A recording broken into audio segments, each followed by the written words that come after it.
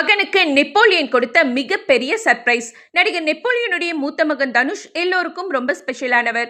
தசை சிதைவு நோயால பாதிக்கப்பட்ட அவர் சீக்கிரமே இறந்துடுவார்னு சொல்லியும் நெப்போலியன் தன்னோட முழு முயற்சியால இப்ப வரைக்கும் அவரை உயிரோட வாழ வச்சிட்டு இருக்காரு.